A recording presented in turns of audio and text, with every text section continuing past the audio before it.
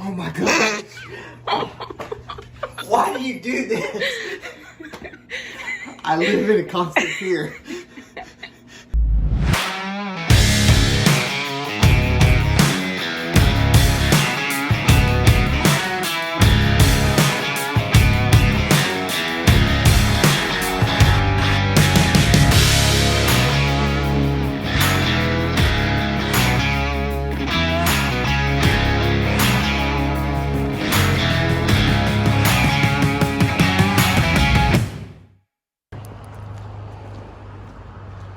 Well, here is the gym.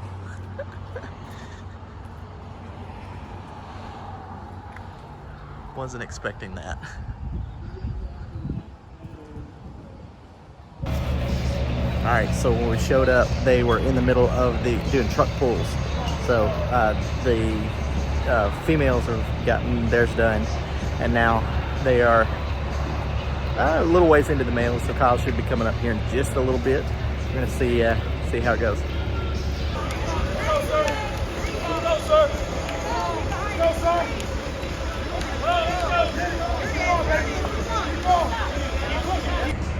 All right, Kyle's about to be up. He's getting chalk on his hands. About to get in the harness.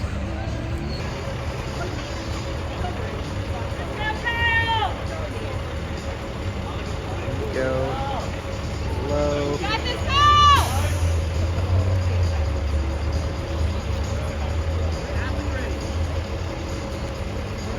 Here we go. Come on, get that pull, get that pull. There you go.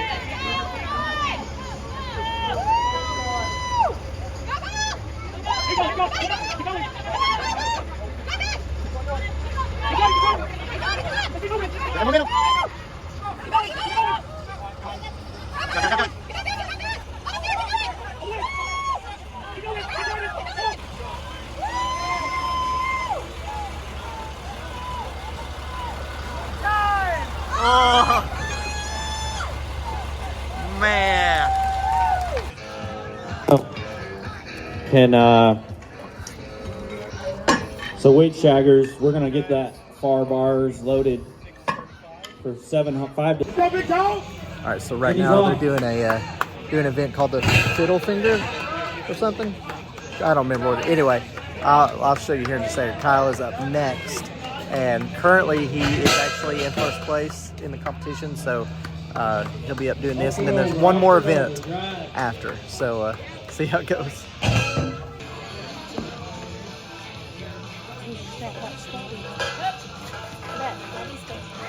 Go. 1, 2,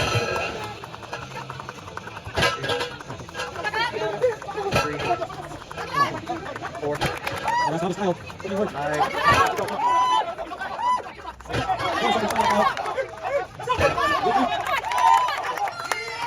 Come on. Get your nose. Come on, one more. 5 seconds, come on. Up and over. I love the novice women. You are first. Kyle is still still in the lead by 1 point. 1 point. He was able to tie reps on that last event with the guy that's in second place. So long story short, they split points, and so this is the last event. Sandbag to shoulder, from ground to shoulder, something. We are going to get underway. And here. as long as he ties with the guy behind him, then he should be just fine.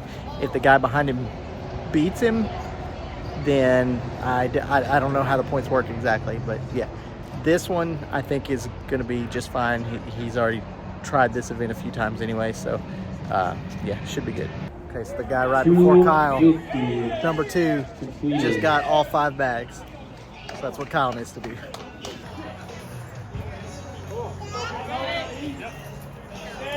Go.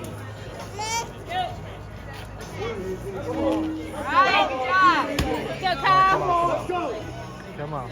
Let's go. Come on. Stop playing with it.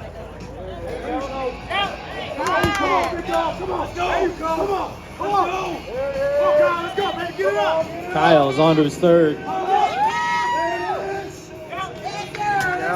on now. Moving to the fourth.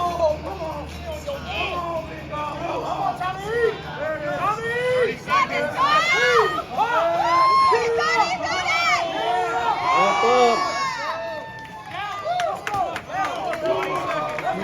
Final sandbag of the day. Let's get Kyle across the finish line.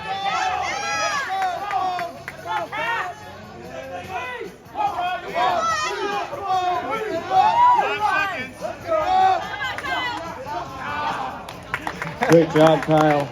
Well, as it turns out, Kyle actually tied with that guy beside him. They both got the same number of points, and they both got a trophy. I believe Kyle's had his mailed to him and has it somewhere. I need to find it because I haven't seen it yet. Anyway, he had a great time with it. Now let's move on to our dip netting trip.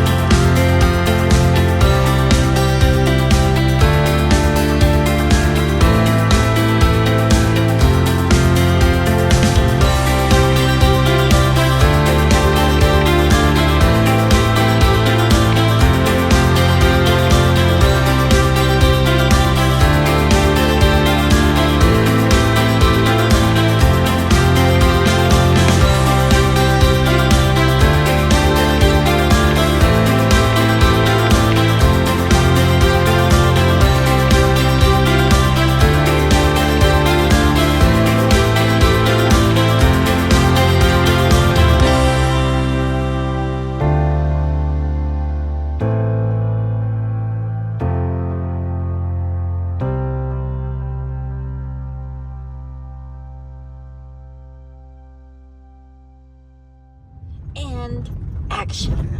Okay, so we are entering Wrangell's St. Elias National Park, preserve boundary 21.5 miles. Probably not going to go that far. So, it's very shaky, dirt road.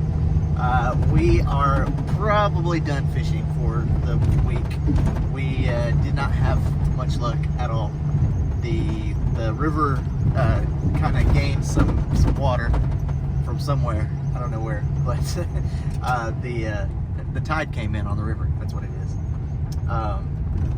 Yeah, the place where we're fishing is starting to cover up with water. So, I believe you're making that up. I'm not. What, you got video or pictures? I don't know.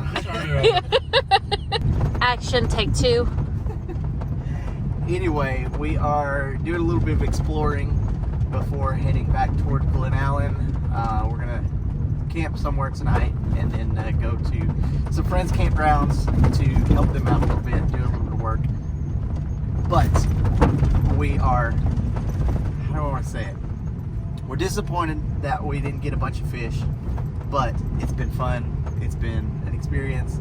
There's been some lessons learned. Again, this is the second year we've done this.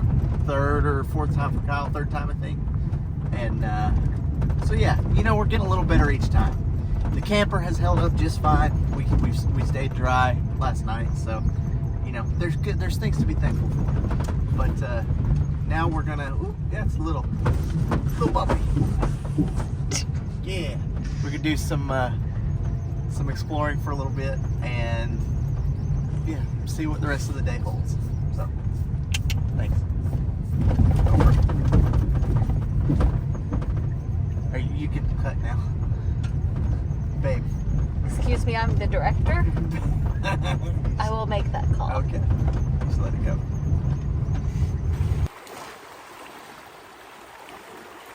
It's a big log, dude. I know. Do it for the vlog.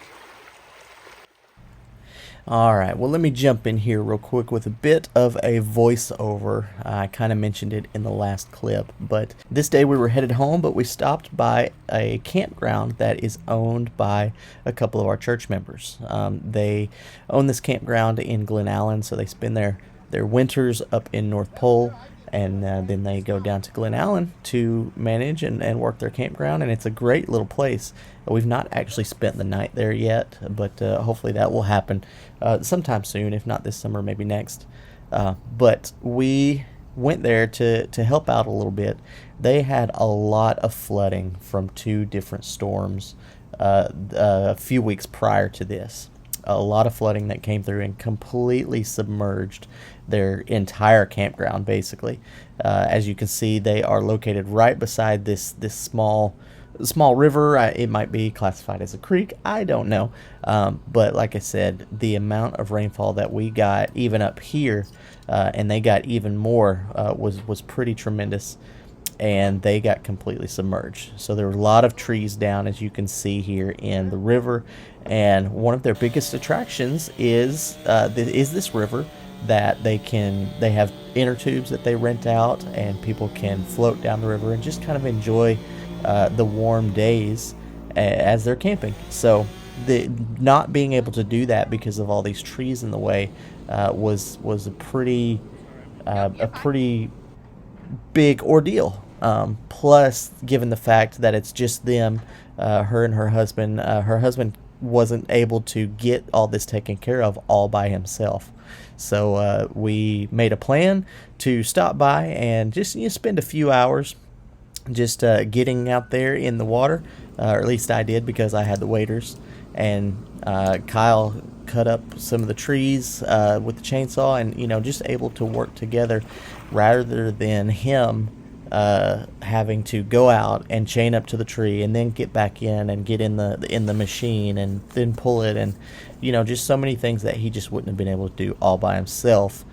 We were able to knock out pretty quickly in just a couple, 2 hours, maybe 2.5, something like that. So that got them going with the inner tube rentals, and it seems like they've had a much better rest of the summer so far. It was kind of fun to be able to catch up with them just a little bit. Like I said, we don't get to see them during the summer very much, so yeah, we were just happy to help out. So yeah, now we're gonna jump in and finish this video up. Well, we are back home. It is quite late. It's like 10:30, almost 10:20 at night. But we're back home, and we brought home 2 king salmon, which came out to 47 fillets. I cut them up. They're all between 4 and 5 ounces.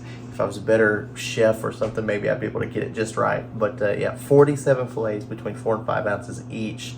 That is going to be that's going to be a lot of meals. Plus, we got a couple of bags of like the belly meat, which I didn't fillet necessarily. We'll figure out something to do with that. Plus a bag of kind of meat off the ribs, which we'll use for maybe like a salmon chowder, something like that. The point is, we got a lot of meat off of two salmon, and I'm gonna look up how much salmon is going for right now. So look, I'll put it right here. But this is what this is worth. So this is gonna be great. I'm the only one that eats it, so it's gonna be great for me. Nobody else cares really. But yeah, 2 king salmon. Wish we'd have gotten some sockeye, some red salmon, but there may be a possibility for that later. Even though it wasn't a hugely successful trip, it was a fun trip. We had a great time, and already looking forward to doing it again sometime. So with that being said, thanks for watching, and we'll see you in the next video.